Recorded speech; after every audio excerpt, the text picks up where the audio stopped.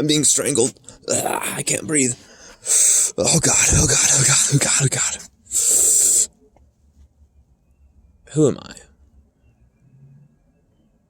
No, I'm not David Carradine. I am the LSU head coach and the LSU coaching staff and the LSU program currently right now under Coach Ed Orgeron. Doesn't it feel just like we're suffocating? I mean, how many people would have, if I were to tell you, Kayshon Boutte would be gone, Eli Ricks would be gone. Oh, in the same week, by the way, we would lose to Kentucky. They would have us. They would literally have us 42-21. They'd double us up there. If I were to tell you that we would get grounded and pounded by UCLA. If I were to tell you in a gimme game, the same game where Andre Anthony scores his first defensive touchdown of his career, when he is flying high, that he were to tear his ACL and be out for the season, what would you think? What would you say to all of that? Just right there. Now, let me add on, Coach Ed Orgeron has officially pretty much lost it. And then on top of it, highly, highly promising All-American wide receiver Kayshon Boutte would also fall prey out for the entire season.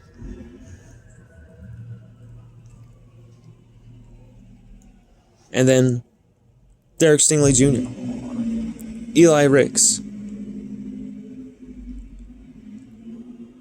I mean, the news could not be worse for LSU right now. Just, it's one hit after another. Now, many were freaking out, screaming, transfer, Eli's going to transfer, oh my God, what, these players are such quitters, and, you know, I'm glad there were some voices of reason. We were one of them. LSU Odyssey put out a video as quickly as we could, trying to dispel that and say, hey, this is about a dude who's injured and about a dude who needs surgery, who put it off to play this season because he re-injured the shoulder in fall camp. Like, back off. But where does the bad news stop for LSU? I mean, it feels like the house is on fire. And the only way to fix this is to get out. Let it burn the thing down, start anew. I mean, it's gotten to the point where the flames have engulfed pretty much everywhere. The infrastructure, the establishment. The walls are caving in. Or like my buddy A. Diesel just said, he was comparing it to a haunted house. A house where, you know, people were divorced, people were murdered, and, you know, it's just something that just, you got to change. You got to get out. You got to do something about it.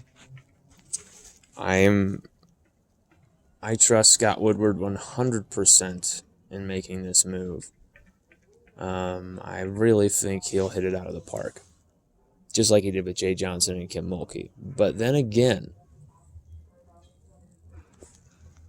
would everyone who says they trust Scott Woodward absolutely crucify the man if he decided to keep Coach Ed Orgeron? Here's what I think, and my buddy A. Diesel said this, and I think he's right. A. Diesel said he thinks that if we lose to Florida, Coach Ed Orgeron will be let go after the game. Especially if it's an embarrassment. I mean, the brand can't take any more hits. And so I agree with A. Diesel on that. I think this Florida game is the swan song for Coach O's career. We wrote a really intense article, an ode to Coach Ed Orgeron. Don't think that's some type of lovey-dovey tribute, because it's all about the good, the bad, and the ugly. It's got the worst that's in there. It's got the best that's in there. It's a very balanced overview look of the tenure of Coach Ed Orgeron. And the second title to it is It's Time, ...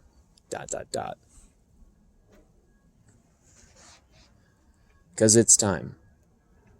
But I encourage you to definitely check out that article. LSU Football Report, our friend Johnny Bierman also has been circulating that piece. You can find, I believe, a little teaser of that article, but then the link goes right to LSUODYSSEY.com. But you can find that either way from LSUODYSSEY.com or LSU Football Report. But we also have been packing it in with a great piece on Ty Davis Price. We tried to do as much as we could to cover as much ground as possible. I don't know if it's great. I don't know if it's good. I don't know if it's bad.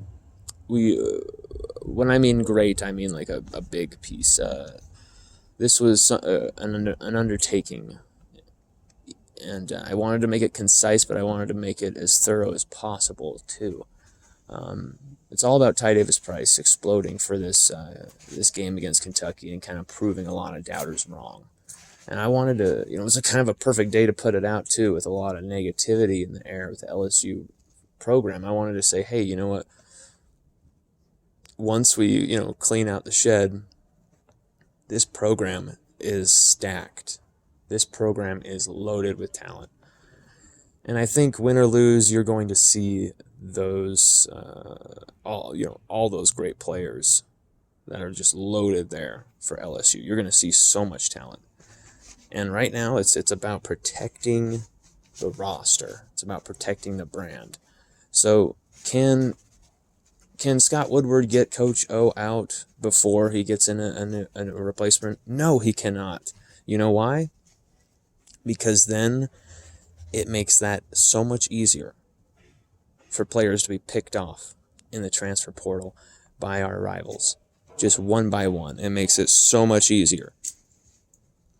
Keep Coach O in there until you've got the guy, until you've got everything in place, and then you bring that guy in, and it's a blitzkrieg of recruiting, just completely, just bam, bam, bam. Just you're recruiting nonstop the second you get in there, because you've got to instill that confidence. And it's not just recruiting the 2022 class, 2023 class. It's recruiting your roster right now, keeping those guys, Eli Ricks, Kayshon Boutte, keeping those guys on the team. Even a talented 2021 freshman quarterback like Garrett Nussmeier, I could see getting picked off. There's a brand to protect as well, but of course, there's a team to protect here. I think you got to keep Coach O in there until you get that replacement completely finite. And we're going to have to take that coach from somewhere else. As much as it would be great to have some kind of retired, old, grizzled, perfect coach to come in, no ties to any program, no baggage, just comes straight in and he's ready to go, I don't think that's the candidate Woodward will go for. I think he's going to go for a guy from another program. And so we're going to have to go get somebody from another team. And, how much that interacts with the move, that will be a pretty big part of it. If we could get somebody who has no ties to a program, then we could get them in right now or after the Florida game. But can we afford to fire Coach Ed Orgeron now, before we get that replacement in? I'm not so sure. I feel like without having that, even just a little bit of a presence there, no matter how dysfunctional, no matter how crazed, Coach O is still a damn good recruiter. I know he's lost a lot of his luster, and he just simply hasn't been doing much of it. He just simply hasn't been recruiting at all. The pandemic recruiting, he just didn't want any part of. And he's kind of continued in that vein.